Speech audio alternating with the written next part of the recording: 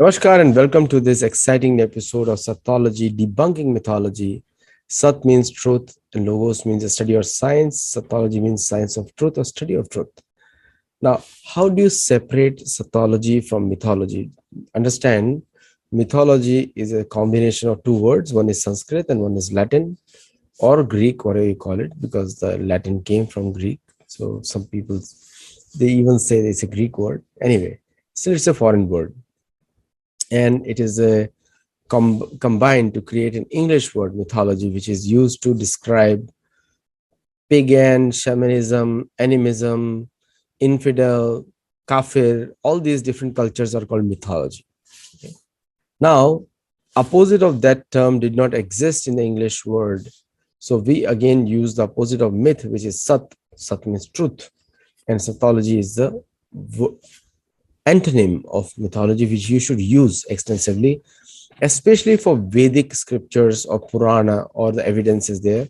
Not everything can be proved because many stories are not from this earth in Purana or any other places. So that's where you use a rational. If A is true and B is true, then C must be true. That benefit of doubt you need to give, because that's a point of logic. Yeah. So I have very, very special guest. You all know him very well.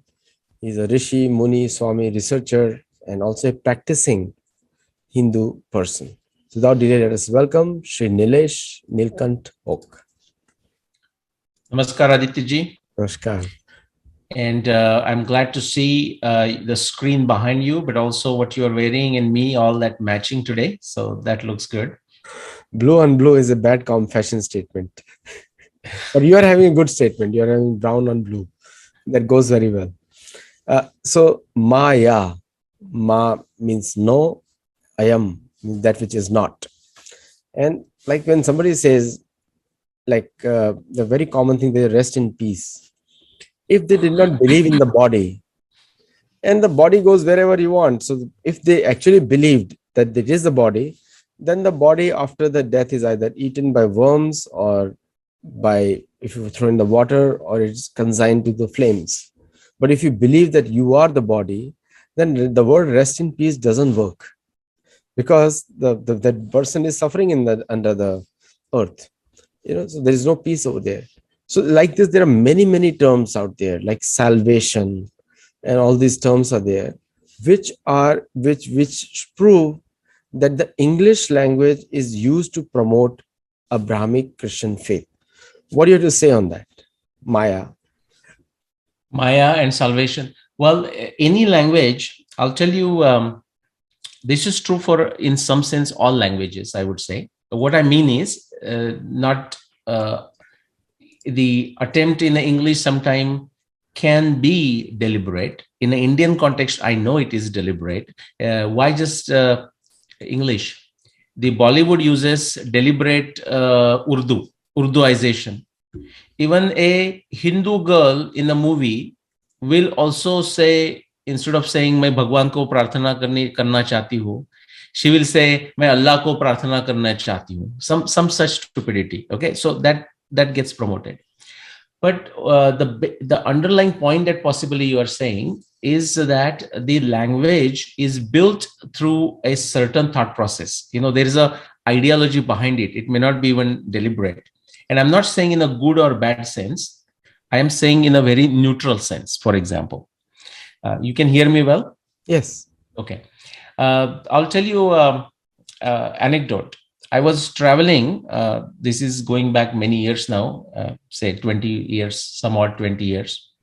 I was traveling internally within China and with my colleague. It was a local Chinese, airline company, but usually you will have English and Chinese, both symbols. But anyways, as we were sitting next to each other on the plane, I saw, typically you have the sign, please put up the tray when flight is taking off or something, and please put your belt on, the safety belt on, something like this. And I don't remember if it was in English or not, but it might be. But if it not, it was written in Chinese. And of course, you know what it would be like, please put your safety belts on, or something like this. So there was that symbol, and the Chinese letter symbol, which I could recognize, like the lady symbol. It's like in the yin and yang, yin and yang symbol. So yin is the feminine. So I asked my colleague, who is of course from mainland China, or understands both Cantonese, Mandarin. And in Chinese, by the way, it doesn't matter. Like the symbols are same. You may pronounce it different, but the way you write is same. To the extent, it's very interesting how people communicate. So if you go from, say, Shanghai to Beijing, the way people will pronounce the word, like the same symbol, would differ. So when they don't understand each other, what they do is they quickly write it. And immediately everyone understands, because the symbol has the same meaning. It might be said different, but back to this story. So I asked my colleague, I said, what is this lady, the yin symbol?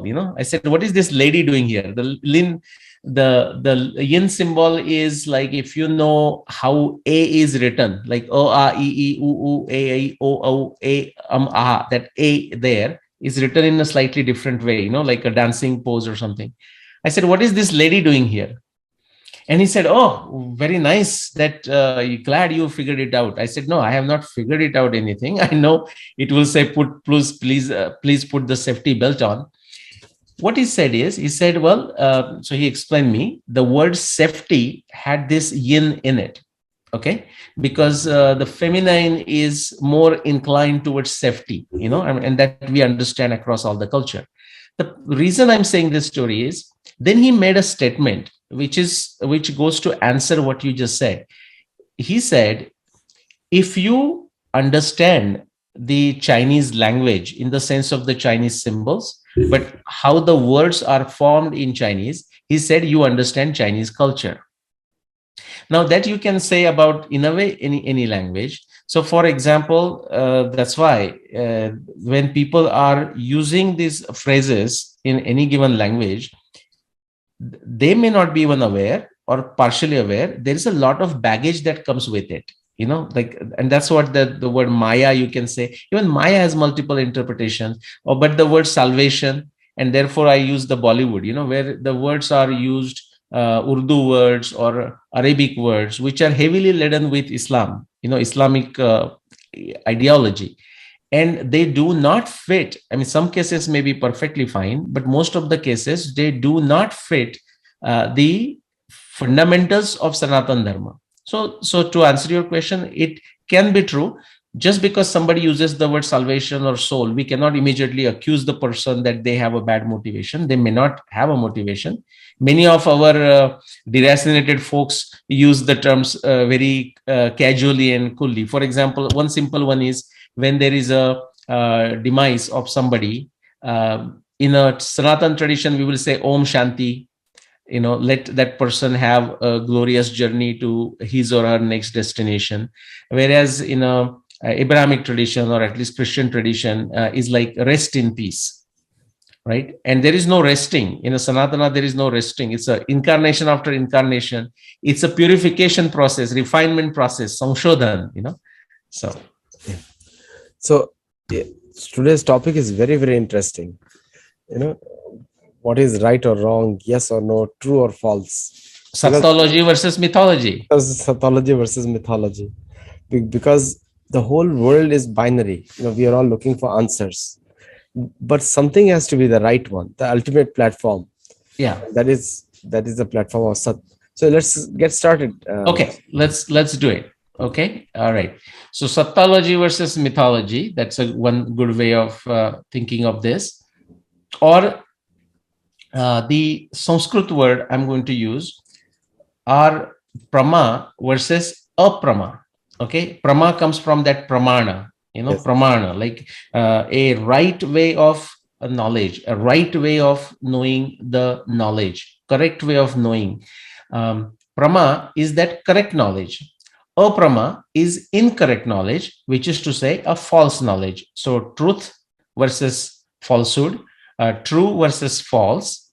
Okay. And now, because the Indian approach is not an absolutist approach, which is to say, this is it, no other way, or In ordinary terms, we use my highway, my way, or highway, or get lost. Indian approach is not like that. And the reason is because everyone is at a different stage of evolution. We just now talked about it. There is no, when this body ends, this particular lifetime ends, it's not the end of anything. It just, the game continues, maybe on another field, maybe it's another time, another location, but the game continues. Therefore, we understand that just like evolution, especially those people who understand evolution, they must able to understand that all of us, even just as a human beings, we are at a different stage of evolution. Each one of us, physical evolution, but also which physical evolution gets carried through the genes to the progeny and whatnot. But also there is a psychological and mental and intellectual and adhyatmic, which is spiritual, crudely translated, evolution going on. But we are going to limit ourselves to understanding things that are somewhat black and white, as Aditya ji you said. So prama versus aprama, true versus false. Okay, correct knowledge, right knowledge versus wrong knowledge. The important point is, in both cases, the word knowledge exists. Okay, so somebody says, we might say that person is very knowledgeable. So that could be true in a very nitty-gritty sense of a Nyaya Darshana, and still that person's knowledge can be all false. So just because somebody knows something as a piece of information doesn't mean it's correct. And that is the fundamental of a Nyaya philosophy or our Darshana philosophy.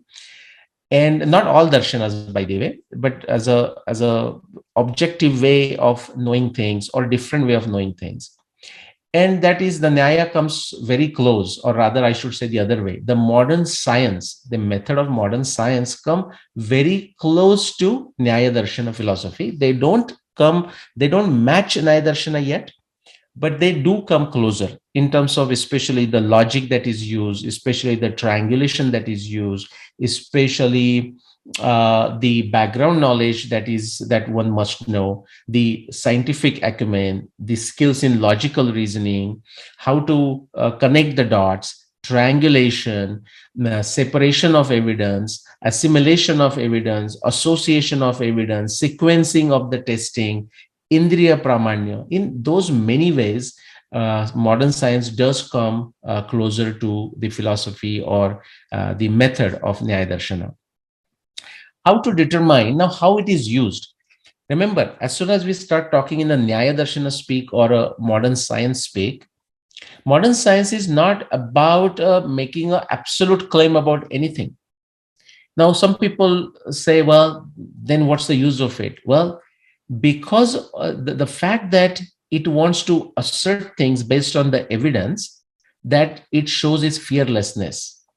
The fact that even when the evidence exists, even when a beautiful triangulation can be done, and still the science is not willing to say this is the last word, or same thing with the Nyaya, it shows its humbleness. So the method of science, if understood appropriately, not because somebody uses the word science or some fallacy of a peer-reviewed papers or anything like that, it is a Daivi approach. Okay, Daivi versus Asuri, almost like a Prama versus Aprama kind of thing. The Daivi approach, I mean, if you go to 16th chapter of Bhagavad Gita, what is it? Abhayam Sattva Samshuddhi Jnana Yoga Vyavasthiti, and it ends with a Amanita. Okay, which is a humbleness and a fearlessness. So you should be fearless and you should be humble. I think that gets brought together in the Nyaya, that gets brought together in the science. Science can start, like Karl Popper says, science begins with myths and criticism of the myths. Nyaya is saying exactly the same thing. Nyaya says no claim is intrinsically valid. Just because someone said it, someone in the position of authority, someone in the position that people think is a very truthful person, none of this matters. And what you will find is, in spite of all the differences among these darshanas, apparent differences, I would say, or some of the various viewpoints that our acharyas take, from Adi Shankara to Madhvacharya to Ramanuja to Srila Prabhupada to what is that? The Sri Sampradaya, Vallabhacharya, to Jnaneshwar, to Eknath. I mean, you can see all these variations. But you can see a very common thread, and that common thread is all of them are ardently desirous of knowing the truth. Okay, so let's, instead of me giving a long lecture, let's look at some good stuff here. Okay, now this is quick Nyaya. There are 16 Padartha, it says, simply means 16 types, 16 elements.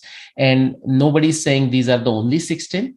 All that it is saying is, if somebody wants to have a mastery of this skill of Nyaya Darshana, one must know these 16.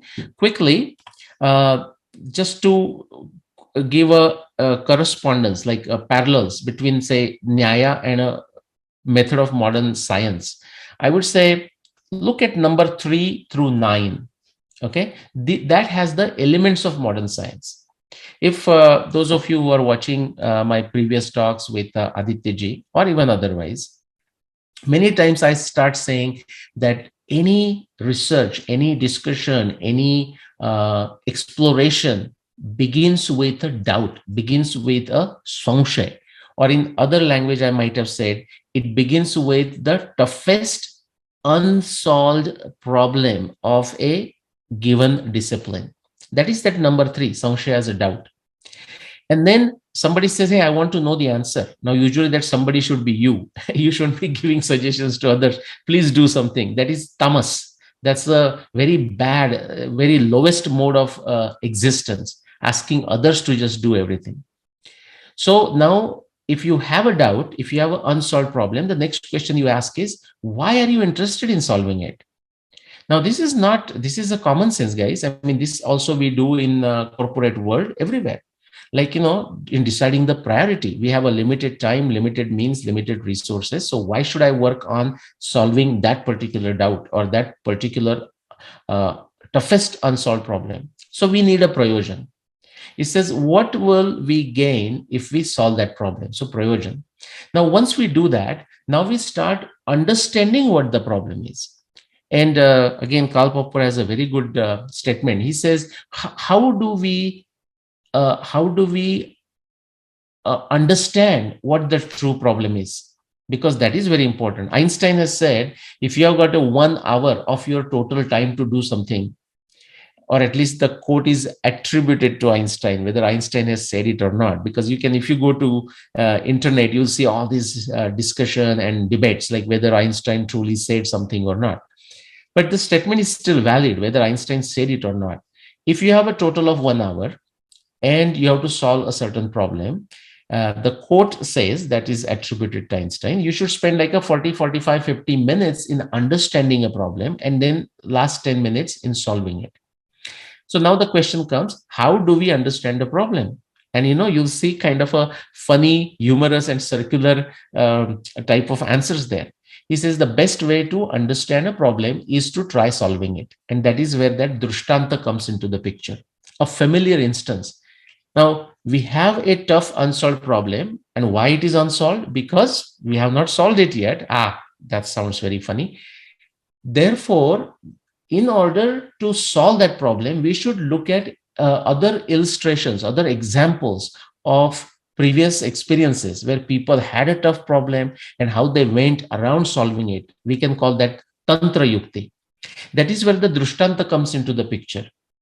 Okay. And then to solve that problem, we propose a certain solution. It is only a solution. We don't know if it is true or not. That is like a prameya, or that is like a siddhanta, conjecture, guess, etc. Okay. And then we get into a specific avayava process, like, so we have the different steps to do it. Tarka, which is like, we say, well, could it be this way? Is it possible that this might have happened? And using that tarka, that allows us, all of this actually allow us to create crucial experiments. And that is the subject we are going to discuss as part of this. Crucial experiment is a big deal in science. Okay. It should be big deal anywhere. And because everything is problem solving, and therefore everything can be close to science if we choose to approach the problem in a scientific manner or a nyaya manner. And the one last one, if we are successful, or even if we are not successful, we do draw a conclusion. Okay. So that is the nirnaya. We may be even a failure. So that, it's like a Thomas Edison after trying 1,000 different things to see how he can turn something into a light bulb, like find a element that will brighten when the electric current is passed through it. He had made thousands of attempts and he's not successful. And so somebody said, oh, so you are a great failure. 1,000 times you tried and nothing worked. And Thomas Edison has reportedly said, Thomas Edison formed the General Electric, and I had a pleasure of working for that company for many years. He has reportedly said, he said, no, actually it's not a failure. Now I know 1,000 different ways that definitely do not work. The reason I'm bringing that up is, even when you do this all first 3, 4, 5, 6, 7, 8, whether you do it, and even if it's not successful, it may appear that you have not found a solution to the problem, but actually you have learned a lot. And that is true every single time. I mean, I can tell you from my last 30, 40 years of work like that. Then we have a vada, which is usually what? Now, suppose I have done something like this to solve the same problem. If somebody else has done the same thing to solve the same problem, but guess what? What if that person now reached a different answer? So now we have one problem and two different answers. Now, which one is the right answer and which one is the wrong answer? Now, in some cases, it may not be about right or wrong. It's like eating our favorite dish, like a pasta, or some kind of a salad dish. Well, the two may not be identical, but that may not be a problem. As long as the food is safe to eat and tasty and nutritious, hey, both are equally fine. However, that is not the situation. That is typically not the situation. And that is actually rarely ever a situation when we are dealing with a tough, unsolved problem. Okay. So the Vada then is a way for two parties or multiple parties to come together who claim to have solved the same problem but have different answers. And how do we discuss this? How do we decide between the two which one is the correct answer, which one is the wrong answer, or which one of the two is a better answer, superior answer? How do we decide that? Again, we use the same process. Isn't that interesting? The steps 3, 4, 5, 6, 7 through 9 is exactly what we will use again. And of course, including number 1 and 2, Praman and Prameya, the subject matter knowledge, okay, and the right type of evidence, empirical evidence, objectively testable evidence to do it. And I'll show you some wonderful examples today. The next one is also, we must understand what it is, but we must understand in order not to do it ourselves. Or also, if we have a vada, like a discussion, and the other party, out of ignorance or out of deliberate agenda, if they try to do it, we should have a knowledge of these 11, 12, 13, 14, 15, and frankly 16 to hold them responsible for their either ignorant behavior or their bad behavior. Okay, you say, hold on, we cannot continue this discussion. I will refuse to engage you if you do not follow the basic principles of Nyaya Darshana in this case, or a modern science, or whatever other framework that both parties have agreed to. And the last one, Nigrasthana. Now, Nigrasthana many times happens because of what is listed in number 11, 12, 13, 14, 15. Somebody does that, which is undesired. You warn that person, what you are doing is not correct. It's not scientific. It's not logical. It's not per the agreement that we have, that we will do this in a civil manner, in a scientific manner. But if you continue this, first thing that basically shows to the world, assuming they understand Nyaya and modern science, that the person is a failure, the person is already defeated. But Nigrasthana goes into the detail and says the occasion for rebuke, to point it out. Hold on, stop there. You're doing wrong thing. And also, if the person doesn't accept after that and doesn't say, oh, my apologies, then the person is declared as a defeated. Okay, it's a perfect, amazingly precise, in the nitty-gritty detail, this science was developed, which also exists in our modern science. Quickly. So remember now, the knowledge is no longer, that means just because you have a knowledge, that means it's right. The knowledge that you have, the information you have can be right, can be wrong. So how do we get information?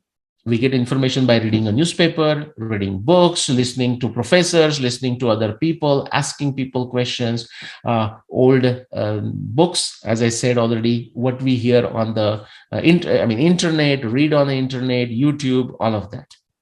Okay, so it can be as a shabda, shruti, smruti, background knowledge. Now, the other way is actually you personally explore it and try to figure out is whether something is right or wrong. How do you do that? Through actually experiencing it, trying to create a situation where you experience it.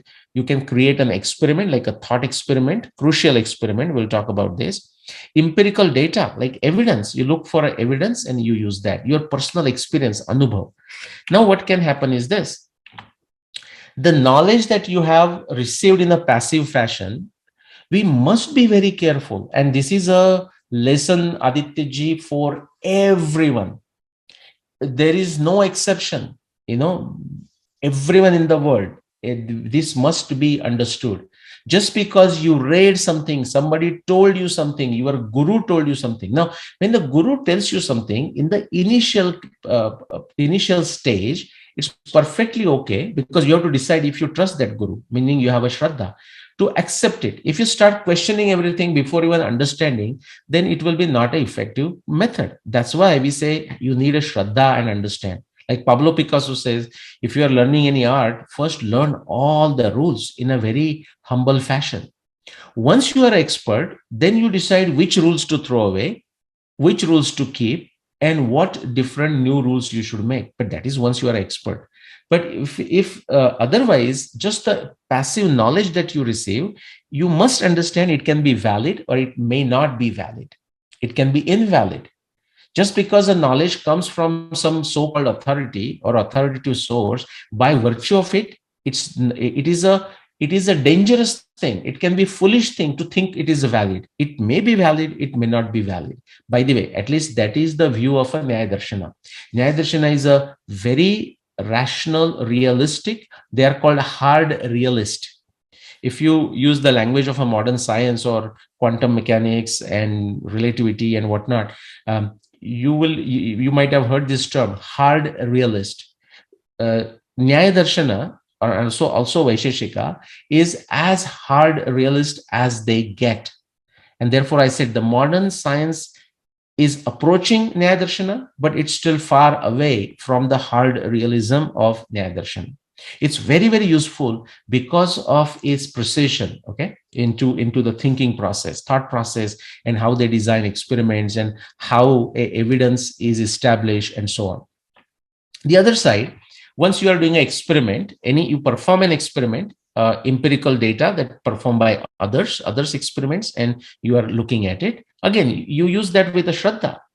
In reality, that person can be wrong, but if you are looking at somebody's research work, as a prima facie, you are going to give that person a benefit of doubt and say, well, I don't think the person has any ill motive, okay, ulterior motive. But as you go through the research, as you interact with them, you will find out if they have ulterior motive. And actually, it does exist. I experience this every day. So now you have a choice there on this side. You perform an experiment, you have an empirical data, evidence, you have your personal experience. Now you have to decide whether it's true or false. Now, some people will say, well, you have a personal experience. Now, what is there to decide between true and a false? Well, the reason is your eyesight is not perfect. Your hearing is not perfect. Your ability to comprehend is not perfect. Everyone has a variation. Because of that, even when you perform your own experiment, same person reading the same research paper may actually lead to two different conclusions. It's not unusual at all.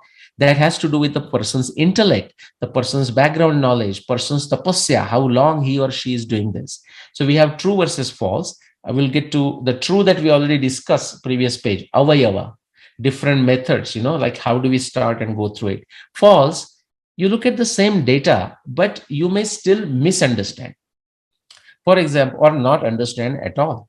And Nyaya talks about it. Bhagavad Gita talks about it. For example, 18th chapter, when it talks about the three types of buddhi, sattva buddhi, Rajasa buddhi, and Tamasi buddhi. Sattva buddhi is almost every time it gets it right. Rajasa buddhi is like a mixed bag. Okay, they get some things right and they do blunders in understanding the other parts, like 50-50, let's say. And Tamasi is practically close to 100%, like 99% misunderstands. That is this. Even after going through this, a person has a totally wrong understanding, like adharmyam dharmyam itiya manyate tamasavruta sarvarthan viparitamsha. That word viparita, viparyaya, viparitamsha buddhisa parthatamasi. What actually needs to be understood, or what the evidence is actually telling, they will understand exactly opposite. Okay. And if you don't fall into this category, but you do come across your friends and others who fall into that category, it's kind of natural to get frustrated, natural to get angry. But I would give you a silver lining here.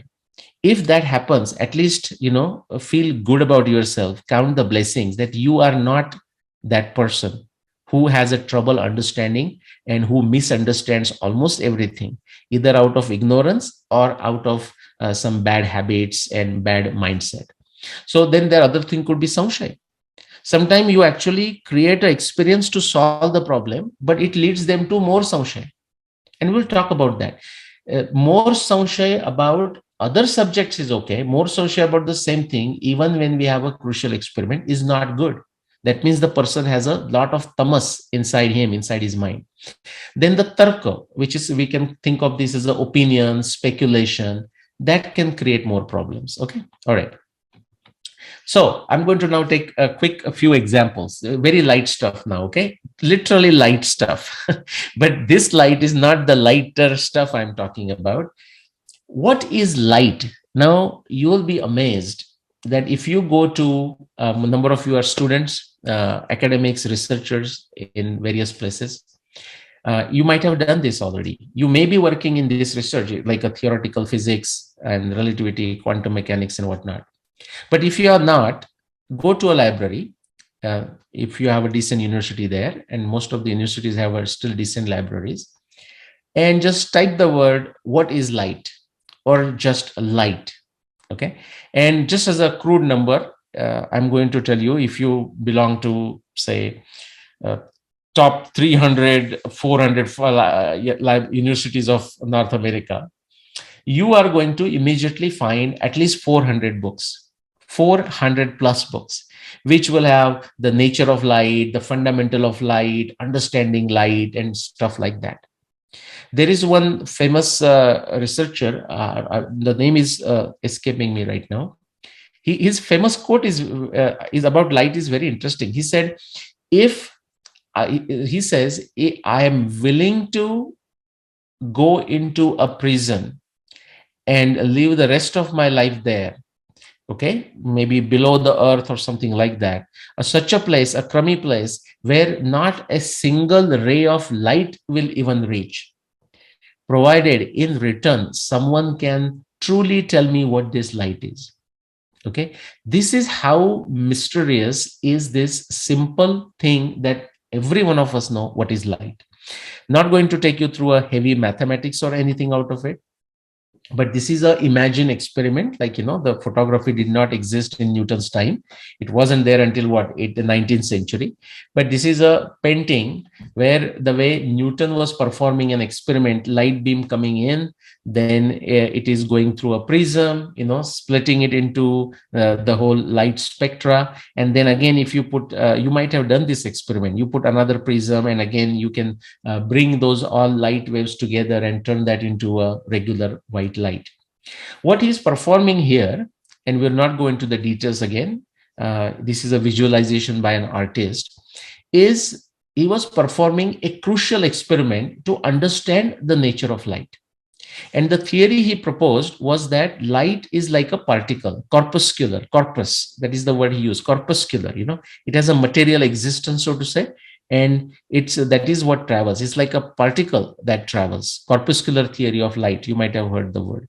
So using some experiments, using certain crucial experiments, he reached that conclusion. Now, was it easy? Well, guess what? That debate, whether the light is a particle or a wave or something totally different, or a combination of this, or something, these two plus more is going on even in our times. Some of you would be aware of it, especially if you work in the field of theoretical physics. Now, we know how to make use of light, but this discussion continues. Is it a particle or a wave? And especially that is going on in the Western Europe, at least I would say, for last 400 years or so. I don't know if you have heard about the Fresnel rings, or in this case, Poisson spot, or also goes by the name Arago spot. So another scientist's name, another French researcher's name. Just see if you get a kick out of this. What you have here is a point light source. Okay, so some electric bulb you can imagine, and that light beam is projected towards this screen, and in between you have an object. Okay, so it's like going to hide the light, so to say, but light can still pass through around the object and go towards the projected screen at the end. What is interesting is when that is done, you will have this shadow of this object on the screen. Interestingly, there will be a bright spot. Okay, I don't know if we can notice it here. Sometimes not easy when we are doing through the online kind of thing. But these are this object, and particular here, there is a bright spot at the center. That is what you will see. Now, what is interesting is there was this debate. I'm talking of say 100, 200 years ago, that this very hot debate going on. What is light? Is it a particle or is it a wave? And guess what? I mean, that's why the debate continues. Because depending on how you do the experiment, you can, the light behaves, and this is the whole, what do you say, the fundamental or one easy way to experiment in understanding some of the phenomenon happening in quantum mechanics. So some phenomenon happens at the quantum mechanics at a much particulate level, like the electrons, protons, and further fragmentation of those particles, high energy particles. But in terms of performing experiments, and now they can be done with electrons and whatnot too, but something that people can easily relate to, light is a wonderful medium, like a laser beam is what many people will use. Okay, and I have worked in labs like this. So the center spot. Now, what was interesting is when Fresnel, and not just Fresnel, there were many other people involved. When he proposed, he took this other approach. Okay, there were many researchers in this area thinking it's a wave. He took that approach, and this is known as a Fresnel rings, and then that Arago spot or a Poisson spot. People said, come on now, Fresnel, if your theory is true and whatever you are explaining is true, then guess what? Even when there is an object that hides the light beam, there should be, based on the wave theory, there should be a bright spot at the end, in the middle. And when they perform the experiment, so this makes it a crucial experiment. So if what Fresnel and the wave theory gang is telling the truth, or if their theory must be accepted, then they should perform an experiment like this. This is a crucial experiment. Initially, it's a thought experiment, and then finally they decided to figure it out. There should be a bright spot. And guess what? They did the experiment and there was a bright spot. And then everyone tried to reproduce this experiment. That's how science works. So like what I have done on Arundhati Vasishta, that Arundhati goes ahead of Vasishta only during a specific time, which is what, 10,248 BCE to 4636 BCE. Somebody say, well, I'm not so sure. Let me see if this is true. Yeah, they can do this with a mathematical calculation. They can do this with astronomy simulation. They can use 10 different ways to verify that this is the case. That's what people did. And so the way Newton figured it out, that light is a particle, and he showed based on that theory certain phenomenon, which is true. So that was true. And then likes of Fresnel and others, and Poisson, they showed that light is a wave. And that continues to this day. People have performed all kinds of crazy experiments to the extent that people thinking maybe the light remembers what we are going to do to it. Like when we are performing an experiment, maybe the light is conscious and it sees what we are doing and therefore is going to behave accordingly, like a small child or our pet, a dog or something.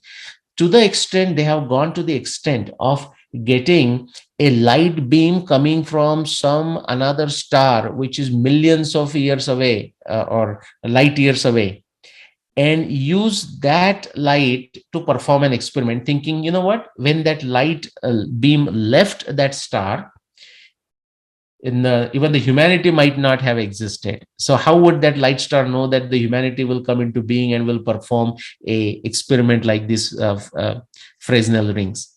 People have gone to the extent like Richard Feynman has said this, and that can be said about relativity, and that can be said about quantum mechanics. If you read about this and then you think you understand, and you may understand, and you don't go mad, okay, at the relativity or quantum mechanics, then he said that you have not understood what quantum mechanics is or what relativity is. Okay, anyways, but let's move on. So now, as a part of this, but not exactly about the light per se, but related to light, and we will see how now that light, that's something we don't understand whether it is a wave or a particle, but that itself was used to decide between who is right, Newton or Einstein. And remember, we use the language in science. It's not about a perfect black and white kind of thing. It is like more likely versus less likely. But I'm not saying this deliberately to defend someone, defend my claim or defend Newton's claim or Einstein. Actually, we can always, or I would say most cases, we are lucky and we can say which theory is definitely better than the other theory, which theory is superior to in comparison to other theory. By luck, almost 99-100% of the time, close to 100% of the time, we can do that. So who is right, Newton or Einstein? You know the Newton's theory of gravity, and with Einstein relativity, first the special relativity, then the general relativity. What he showed, actually, guess what?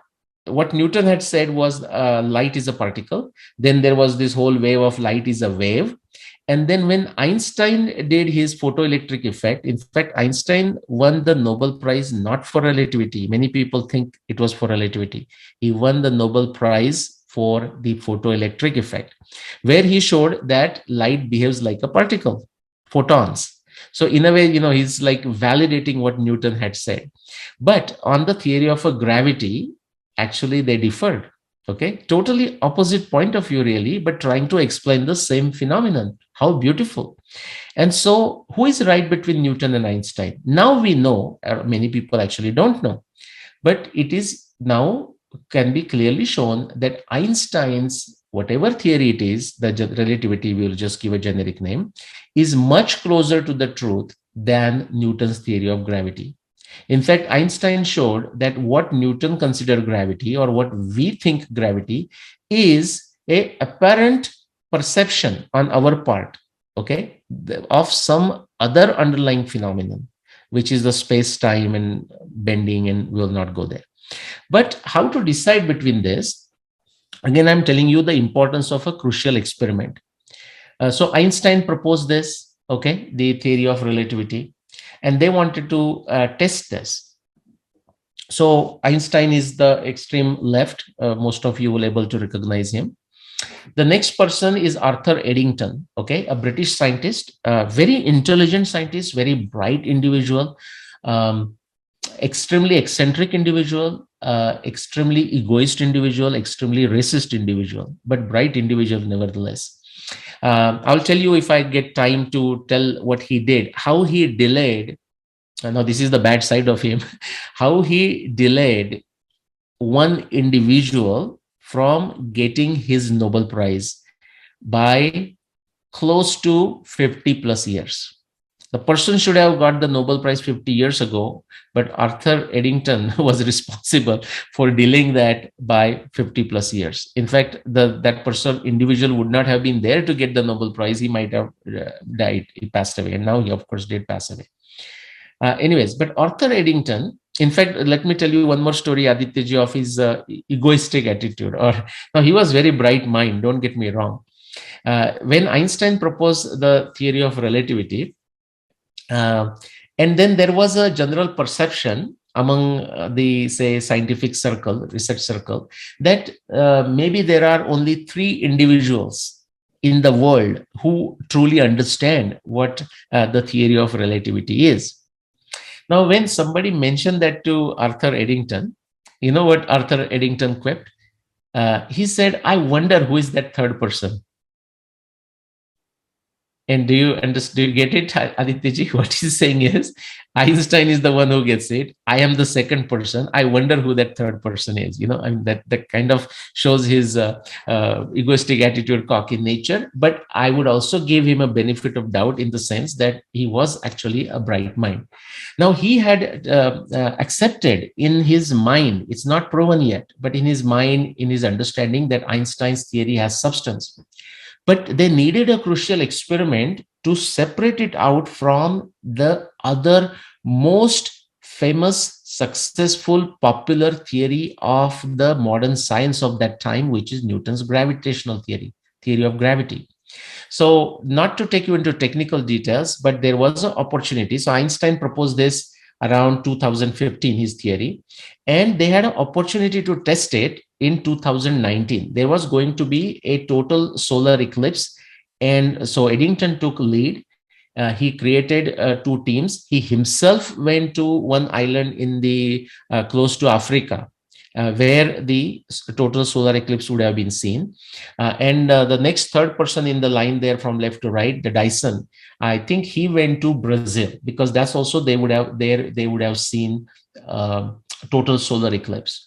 In fact, something unique about this solar eclipse of 1919, at least at that point, is that it was the longest solar eclipse, meaning total solar eclipse would last for like 7 minutes, very, very rare thing, and something the longest that they would have experienced in like 500 years. So they did not want to lose that opportunity. They created two teams. Think of this as a 100 years ago, okay, with by boats and everything they are doing. I'll show you the setup. Now we can have a backpack and we can take all the stuff we need to make a great observation of an eclipse from any place. But I'll show you how big the equipment looked like to make proper things, to take photographs with a glass plate, and it was a very cumbersome operation. So Dyson went to Brazil. Eddington himself went to Africa. They made the observation. They were, of course, worried about reaching in time, finding a spot, taking permissions, but then also making sure that there is no rain or clouds, etc., on that day. And those all things did happen. Long story short, it was a very successful experiment. It took time before the results could come in, because they have to come back by boat and then develop the things and so on.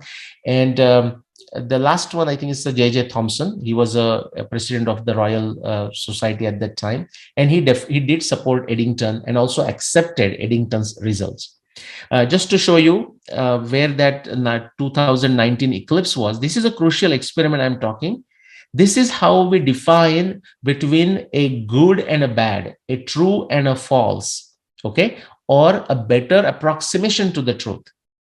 Because the both theories still may not have achieved the truth, final ultimate truth, but they both are approaching in the right direction. We know that in cosmology, which is to say Newton's is better than Kepler, and Kepler's is better than Copernicus. Copernicus is better, his theory is better than Ptolemy, and so on. Einstein's is better than Newton, and so on and so forth. So this is the path. So Brazil would be here. The island would be somewhere here on this coast of Africa. This is a setup in Brazil. I imagine the same setup would be there for Africa. Just imagine how much big setup they needed to make an observation and take a photograph and so on. Okay. Now you can have the whole stuff in your backpack. And this is this famous historical, collector's plate from that 2019 eclipse. Again, I will not go through the technical thing, but in a simple language, I will say there were two predictions, and that's why we need predictions on both sides if we need to do the comparison. So using Newton's gravitational theory, there was a prediction of how much bending of a light would occur. And using Einstein's relativity theory, there was also another prediction, almost twice that of prediction made by Newton.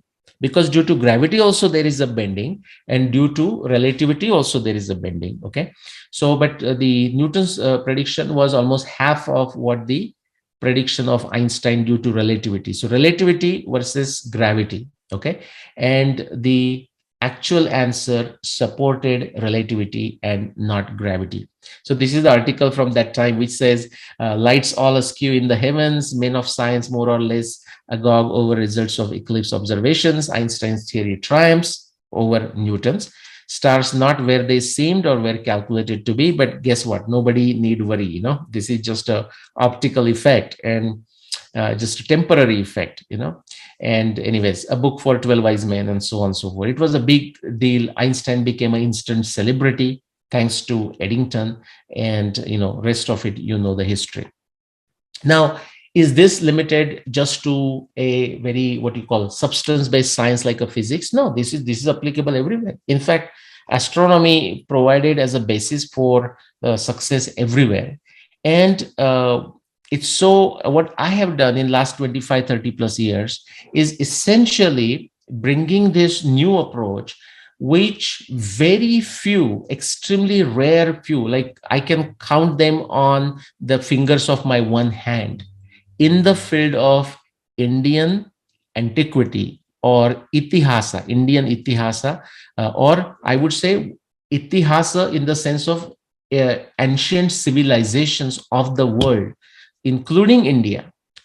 Very few. I mean, you can count literally on the fingers of your one hand, like the discovery of a Troy, for example, in Turkey. That is one good example outside India. But crucial experiments is what is important. And it takes time to think of a crucial experiments, then it takes time to perform them. And not every experiment is going to be successful. That's why if you have listened to me, like Arundhati Vasishtha, I started in 1995, and then it took me 2009, like 15 years. I mean, Einstein was luckier, right? He proposed the theory in 2015, and the results or his predictions were validated in 2019, like less than 5 years. Okay, so crucial experiments are important in ancient civilization. Otherwise, he said, this guy said something, this guy said something. In fact, that is the utter nonsense that what is been done in last 200, 300 years. For most part, there are few exceptions, very rare exceptions. Again, you can count on the fingers of your one hand in Indian writing of Indian history, discovery or research of Indian history. So you need to find crucial experiments, especially if you are going to approach the scientific method, if you're going to use the Nyaya Darshana method in figuring it out your itihasa, the way it happened. And Sanshodhan means what? We generally translate this as a research, and that's perfectly fine. It means refining, it means purifying, because we don't start anything from a scratch. Einstein did not start from a scratch. He started from Newton's theory, or there were actually many people in between, like Lagrange and the multi-body problem, and then Maxwell, Faraday, and so many others. Newton did not start in isolation. I mean, he had a Kepler's theory in front of him, Copernicus theory, Galileo's work, it was there. So we never start in a isolation. And so Sanshodhan is a refining, it's a purifying. That is the method of a Nyaya Darshana. That is the method of Indian Adhyatma. That is the method of modern science. Okay, quickly, I'm going to show you two examples and then I'm done, Adityaji. So let's take the example of a lifespan of Krishna. Okay, so the middle, the cartoon there, non sequitur means, yeah, you are saying something, but then you draw the conclusion, but whatever you are saying is not making sense. From that, I don't understand how you drew the conclusion. Okay, that's a non sequitur. That is one of the fallacy. And so here the simple picture is like many folks going into that wrong direction. Simple but wrong answer. Remember, you want to find the answer. The other one, very few individuals going on a complex route but a right route. In fact, Adityaji, when I posted these few memes like this, one of the Mahabharata researcher did not understand it. We can talk about after I stop sharing maybe, but he interpreted this to mean like somebody sent me that tweet or whatever it was. He thought what this means is many people are following his claim. That's not what this means, by the way. Then whoever follows, we should, in science, it's never by consensus, never by voting. So we shouldn't go by number of people trying to understand.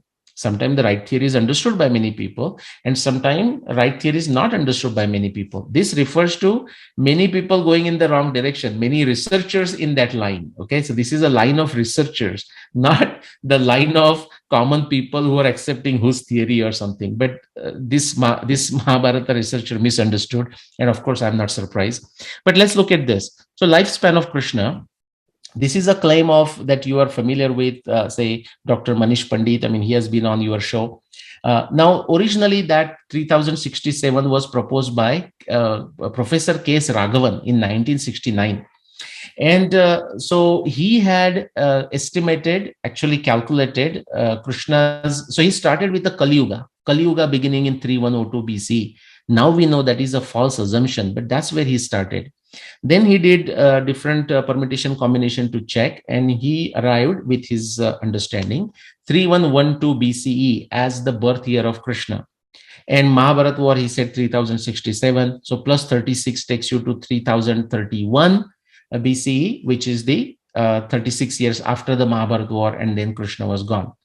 Now, what is the problem with it? Now, Narahari HR, who blindly took Kesar's claim of 3067, did not bother to look at these dates. If he would have done a Purva Paksha, he would have understood he shouldn't try to justify or propagate this false claim. But he did not. We are talking about true versus false.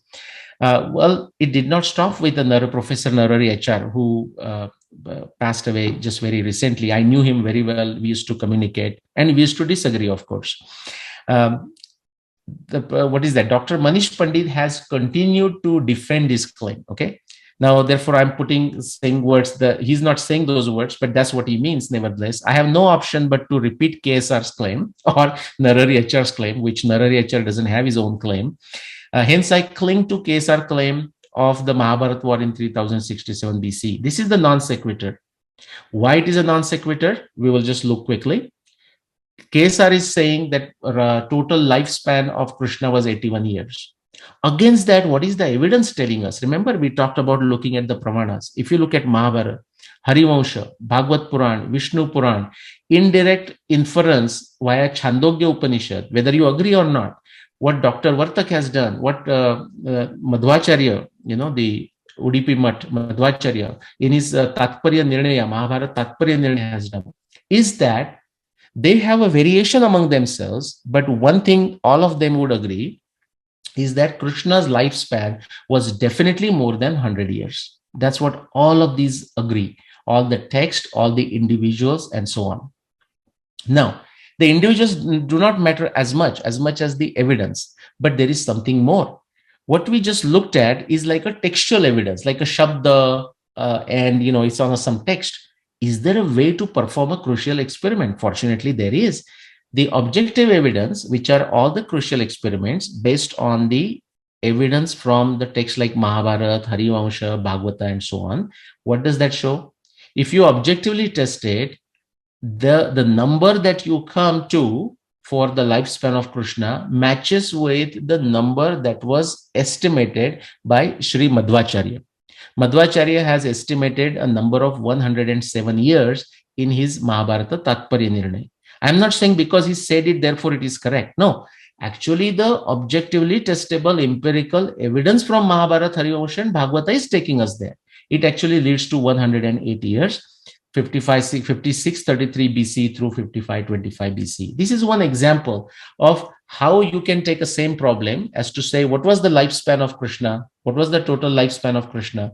And then you can look at different claims. We have two different claims. One says 81 years, other says more than 100. And then we do Samshodan, we refine it, we purify it. And actually, by luck, of course, I'm saying, we could match it to evidence, empirical evidence of Mahabharata, Harivansha, Bhagavata, and it matches with what Madhvacharya has estimated. And it matches with hundreds of different pieces of evidence from Harivansha, from Bhagavata, from Mahabharata. Okay, that takes you to Krishna being born 5633 BC and passing away in 5525 BC. Total span of 108 years, which is same as 107. Like completing 107 is same as 108. Quickly, one more, Aditya and I'll stop. The same claims, so people don't have to change the gears and think of something else. Think of now claim of a Mahabharat year, like 3067 BC by the same folks that I mentioned on the previous slide. Professor K.S. Raghavan in 1969, Professor Narari HR blindly accepting that. Now Dr. Manish Pandit blindly accepting it. And I'm just taking a simple evidence, it's nothing simple about it, evidence just for Jupiter from the Mahabharata text. Okay, but let's quickly finish the right side first. So what kind of evidence we have? We have evidence of Jupiter going retrograde near Jeshta, Jupiter going retrograde in the vicinity of Vishaka, Jupiter going Vakri, whatever that means, near Shravana, Jupiter doing Pida to Rohini on the 17th day of the war after sunset. Jupiter is in conjunction with Venus, and all of this happening, okay, at the time of Mahabharat war. This evidence, if you try to empirically test it as a crucial experiment, it leads to 5561 BCE, but more important, it only leads to 5561 BC, no other year. And just for simplicity, I will say in last 10,000, 15,000, 20,000 years. No other year but 5561 BC.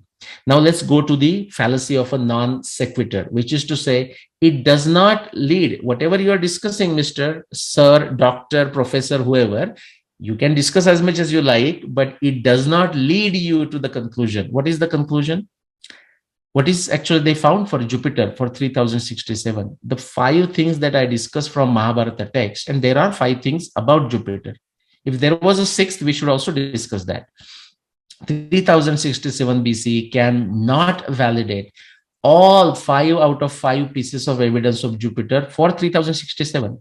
Now, as if like these people still don't give up, they don't understand this is a wrong, this is false, okay, this should be rejected. They say, well, hey, it doesn't stop me. It doesn't stop me from claiming 3067 BC as the year of Mahabharat war. And of course, they have their followers, and good for them, I say. They say, well, if our leaders makes a movement, we start doing the cheerleading dance. Okay, so that's how we separate between true and false. Quick summary: a crucial experiment provides decisive evidence in determination of one theory and better, superior, logical, consistent, and more scientific than another theory. How do we differentiate between 2 claims? That's what the crucial experiment does the role. I shared something from modern science, like a light waves, the Fresnel versus the corpuscular versus this, and that was confusing there because they both still provide correct results.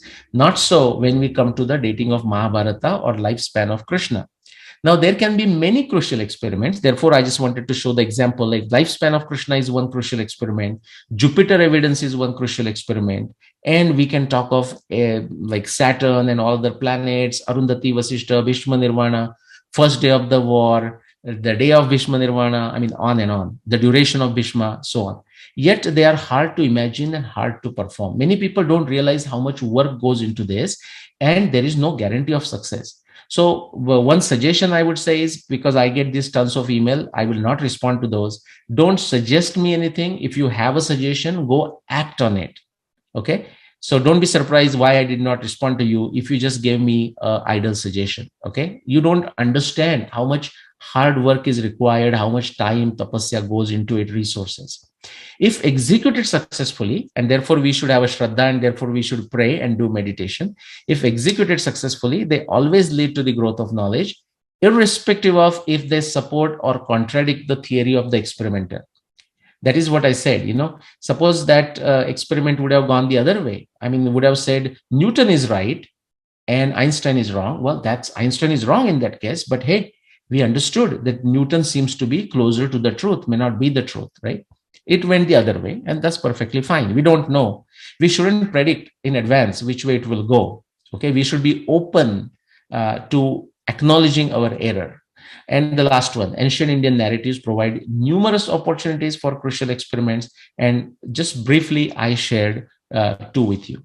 So my apologies, Aditya ji, if I went over time. We might have gone over time, but that's it. Well, you brought out many points, because popularity contest doesn't establish truth. The truth has to be established with the philosophical research, not mental research. Mental research, you can always go to Wikipedia and run a Twitter poll where 20 people say you are right, and your supporters may say you are right also, Yeah, but that doesn't establish anything. correct. It's Correct. called Raita. Ved Vad Raita. Raita, that's right. And that's what will happen, right? In fact, what is happening with the light, and for a totally different reason, so I'm saying it on a humorous note, is light a particle or a wave? The Raita is going on, basically Bhagwan playing Raita with us. Yeah, and the English language, we both are speaking English language, but we do not understand the terms the way it needs to be understood. Like, for example, just taking an example of yeah, salvation. Okay, Hmm.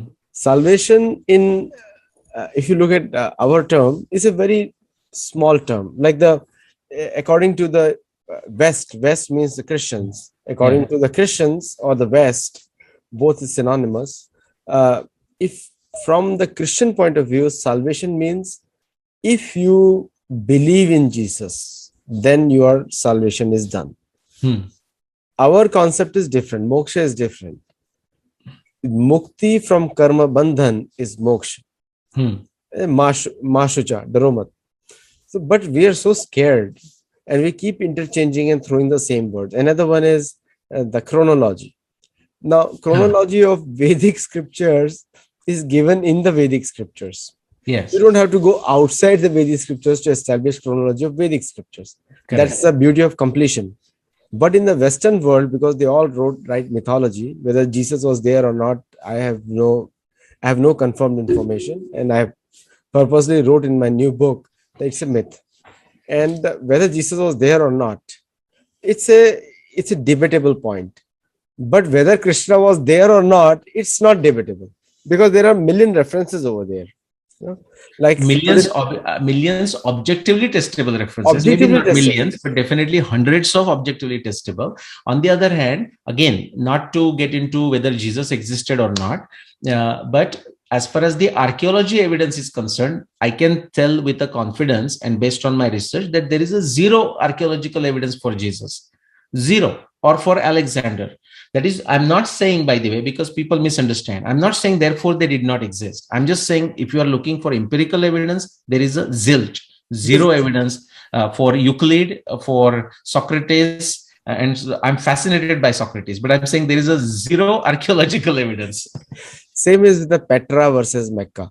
Hmm. Now, most of us know that Petra was a very green place. Even today, it is very green Hmm. place. Hmm. It shows example of a lot of people being there. But Mecca has always been the desert, Hmm. and nothing green grows over there. Yeah. And I so, have not been to Makkah.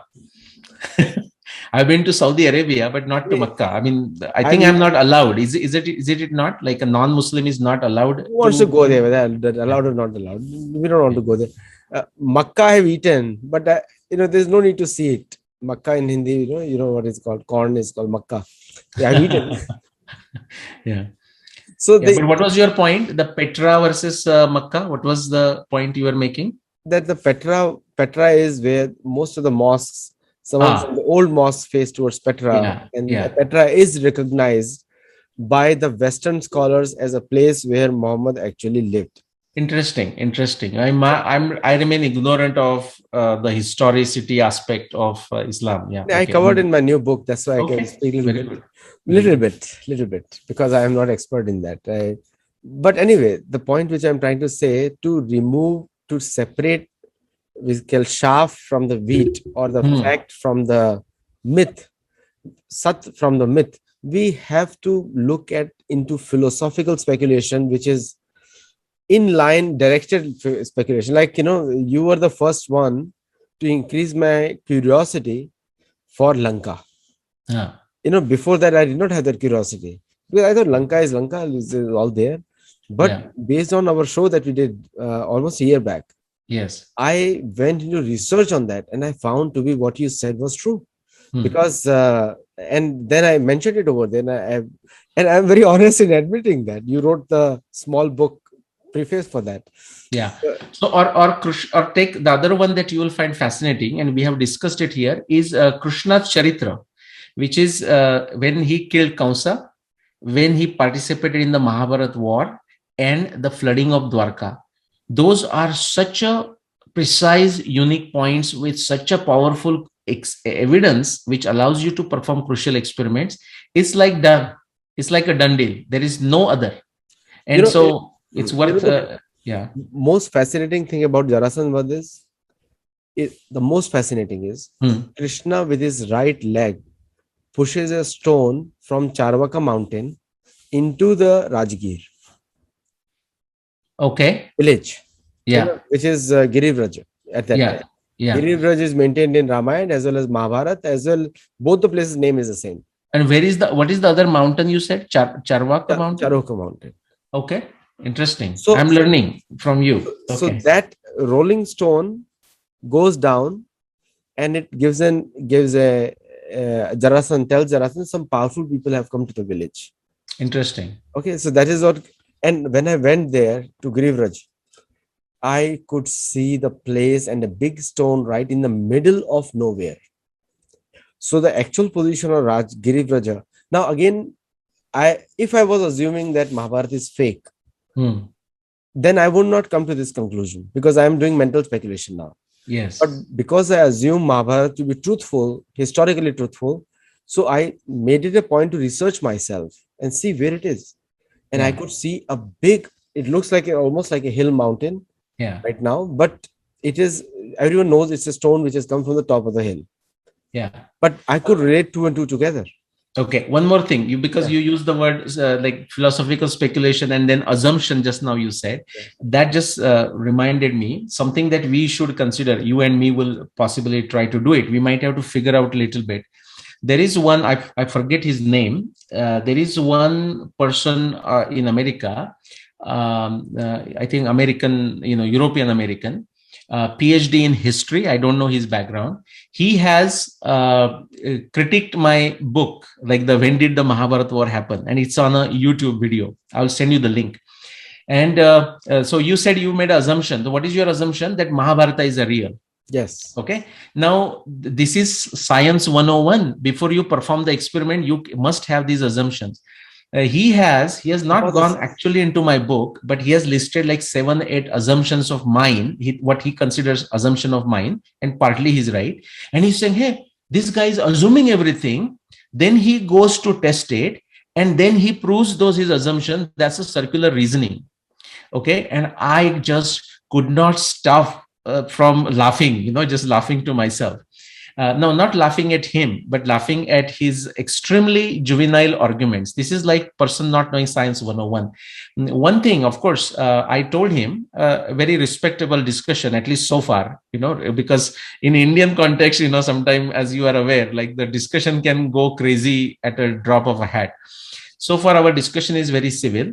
I have promised him that I will do Purva Paksha and make a summary of what he has said, get it approved that hey, that's exactly what he has said and I'm not misrepresenting him.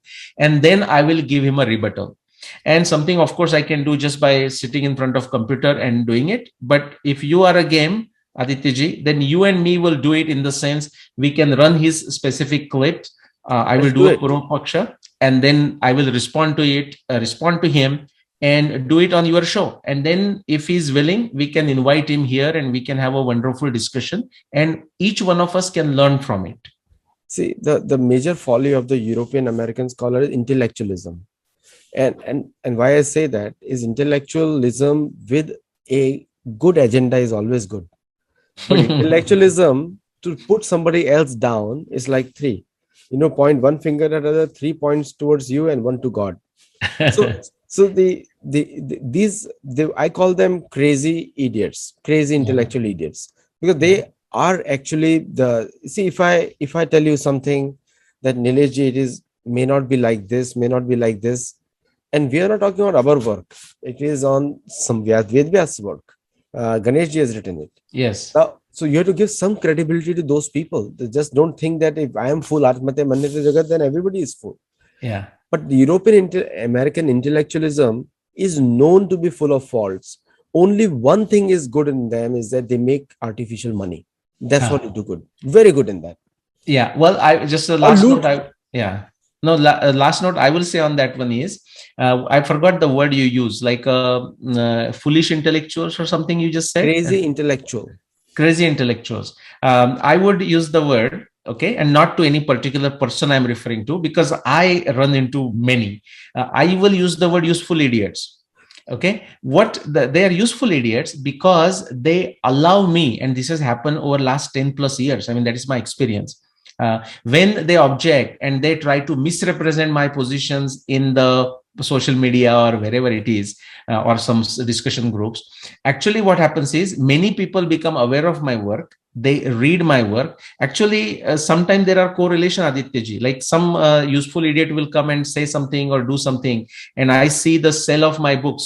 And my Subu publication guy in India also says, "Sir, what happened?" He pings me, "Sir, what happened?" Suddenly, like he runs out of a print run.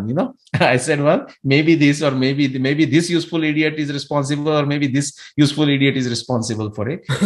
So it's a good thing. I mean, I see this as a good thing for knowledge transfer. What they're doing is not good. It's a very silly. What they're doing is very foolish and silly. But therefore, I'm saying useful idiot. We have to, as a dharma warrior, we have to find the right way to even harness that energy. Like, so if you, in a simple language, if you get shit, turn that into a biomass and turn that into a bioenergy. Now, I got a very interesting topic for this video now. Sat Okay. versus Asat, useful idiots versus crazy intellectuals. Very good. Don't forget that name. Now it's been recorded, so we will remember it. And let's do that as a series. And the last point, one who does not believe that he's a spirit soul, he's automatically a Mayavadi. Because that's what his Maya means, that which is not. Yeah. And then these people, they try to comment on something which is beyond body, apara. So, Correct. like, which is again now the concept. Inko, like, I constantly have these arguments because we are constantly talking on these points. And today morning, I had a discussion with some big professor. He's on the show right now. And he understands where I'm coming from, because exactly this is where we ended, and then we have this live session. So you must have gotten all your answers by now, by the way. But coming again, Sat versus Asat debate is eternal. It has been going on, because as long as you have human existence, there will be some things which are not truthful and some things which will be truthful. Our objective should be that move from Asat to Sat. Asatoma Sadgamaya.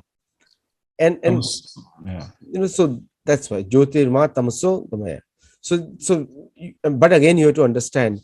And please, if you do not understand Sanskrit word, learn Vyakaran, basics of Vyakaran, which is Sandhi or Vichhed. Yeah. Or in English, it's called etymology, because that's what we do.